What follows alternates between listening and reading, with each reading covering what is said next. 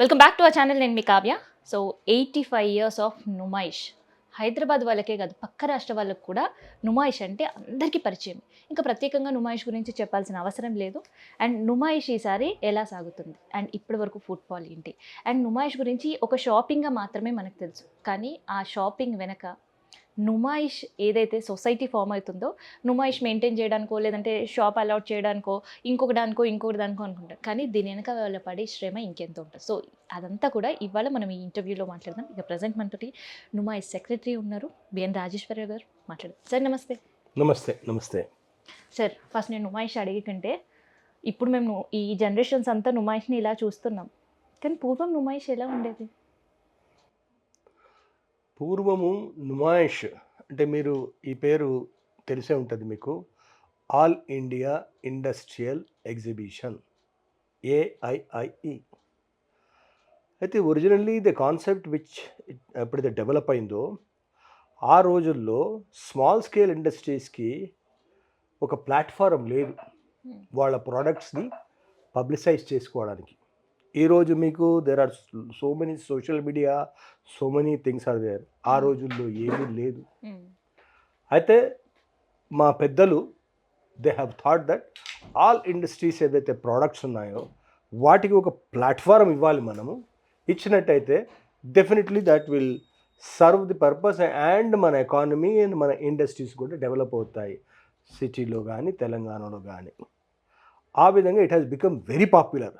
Then our people thought why only our state, అప్పుడు united state, అయితే why can't we do it all India level. So అప్పుడు దీనికి all India industrial exhibition అనే status ఇచ్చి, so from all over India products were coming over here. So అట్లా slowly it started like that. All industries products were use to be there here. Slowly now industries have got their own way of publicizing the things and other things. ఇప్పుడు ఏమైపోయిందంటే now slowly కళాకారులు, the different parts of our country, వాళ్ళ ప్రోడక్ట్స్ని, artisans, their products, every time they come with a new product.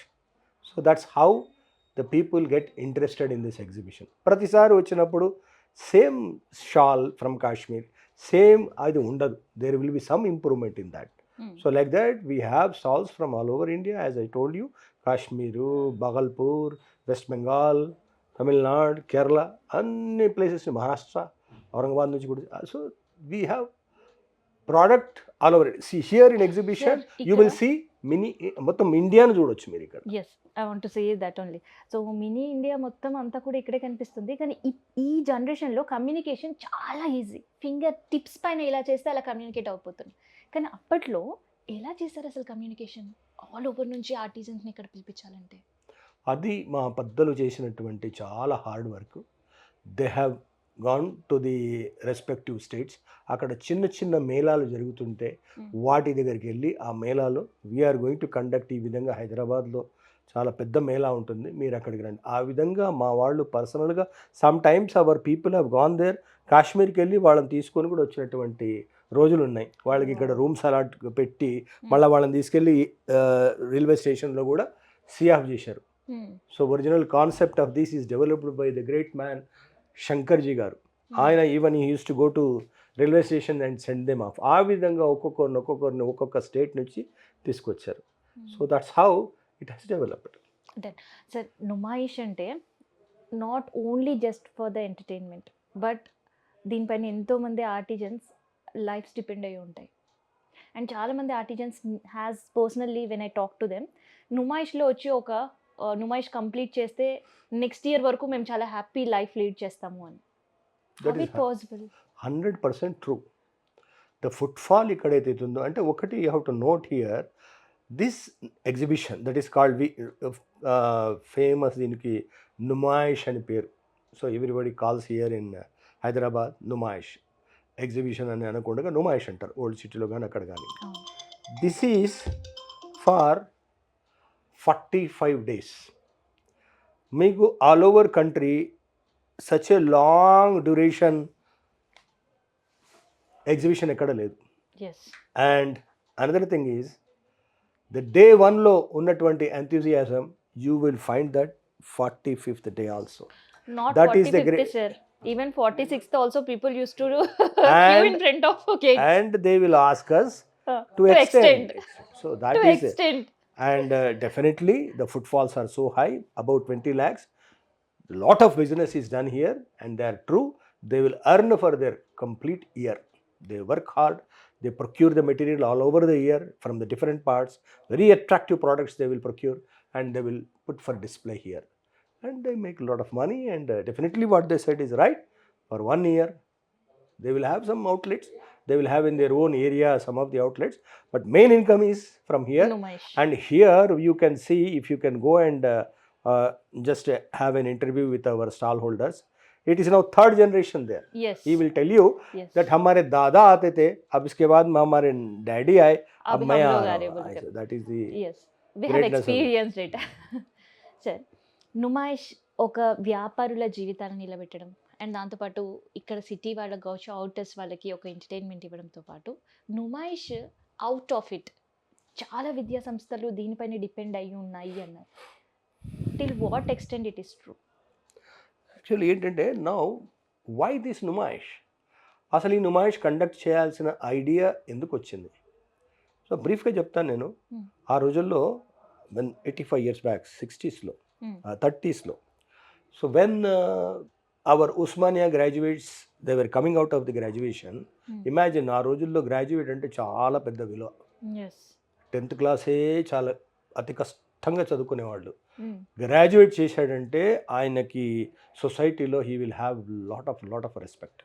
So all Osmania graduates association Osmania graduates formed an association. వాళ్ళు ఆలోచించారనమాట, society is giving us so much of respect, how to repay it. So వాళ్ళు ఆలోచించారు, whatever it is only because of the education we have that value, why can't we give education. So ఆ రోజులు ఏంటంటే Osmania university was there here. So Usmania University was only concentrating on the urban areas. Interior places ki వెళ్ళటం లేదు Usmania University. So our elders thought, see, even for completing after middle school, after primary school, he has to go to middle school, some district కి వెళ్ళాలి. దాని తర్వాత graduation he has to come to the city. So why not we start the graduation courses in different parts of the Telangana. Very deep corners. You can you will see the list of our colleges everywhere. So they are right from Nirmal nunchi, Warangal, Kulkacherla, all over Telangana they are there. So whenever they used to go and ask, ఆ రోజుల్లో land value లేదు, మా పెద్దవాళ్ళు వెళ్ళేవారు, ఇక్కడ మేము school పెట్టదలుచుకున్నాం, మేము ఒక డిగ్రీ కాలేజ్ పెట్టదలుచుకున్నాం, the whole village use to welcome it. మీకు ఎంత కావాలి ల్యాండ్? మాకు ఒక 10 ఎకరాలు 20 ఎకరాలు తీసుకోండి.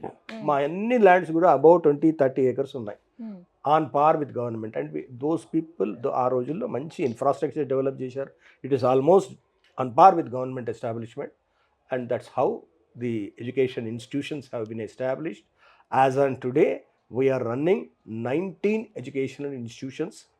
30,000 students are on our roll, and nearly 2,500 to 3,000 faculty members are there. And every year, we directly or indirectly we provide employment to more than 10,000 people. That's how this exhibition is giving benefit to our Telangana state. So education here, our exhibition society is registered as a non-profit organization under Companies Act. We are non-profit organization. So 85% of the amount which is accrued from the exhibition will go for education. And my education lo, my colleges lo, my schools lo, professional courses lo also, pharmacy ganivandi, engineering ganivandi, diploma ganivandi, there is no question of any capitation fee or any management fee. It will be government fee only. So even you will be astonished, in COVID period also, many private colleges have not paid their salaries. We have paid the salaries for all our staff members. So that's how, for us, I can tell you one sentence. For us, education ante ippudu pedda business amma. Everywhere మీరు చూడండి, education is a business. But for us, education is a service, not a business for us. Sir, ఈ సర్వీస్లో మెయిన్గా ఎక్కువ women సంబంధించి focus చేసినట్టు కనిపిస్తుంటది. You are right. ఒరిజినల్‌గా మా పెద్దలు ఆలోచించడం ఏంటంటే, ఆయన చెప్పేవారు హ్మ్. శంకర్జీ గారు, ఇంట్లో ఒక్క ఆడ మనిషి ఒకవేళ ఎడ్యుకేట్ అయిందంటే the whole house is educated. That was his slogan. And that too he was focusing on technical education. ఏదో గ్రాడ్యుయేషన్ చేసి బయటపడడం కాదు, ఏదో క్లరికల్ జాబ్ చేయడం కాదు. Technical education. Hmm. The first polytechnic in our country హ్మ్. was established by Exhibition Society, that is Kamala Nehru Polytechnic. Thousands of students have come out of that. Hmm. Now they are engineers in irrigation, Panchayat Raj, R&B, Hmm. PWD, everywhere.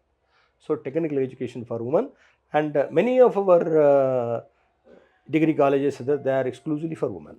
హ్మ్. So we have given a lot of importance to the women. ఆ రోజుల్లో even ఇక్కడ Vanitha Mahavidyalaya, that is degree college.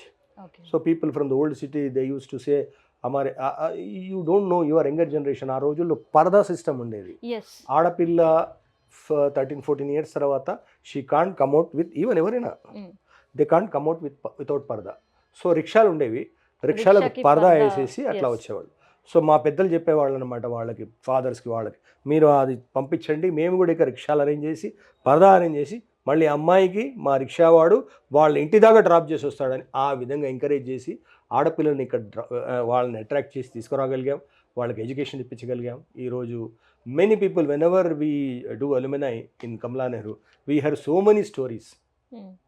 We are proud of I think still it continues has a women's day special. That. Women entry for one day. And we have also given lot of importance to the women entrepreneurs coming all over India.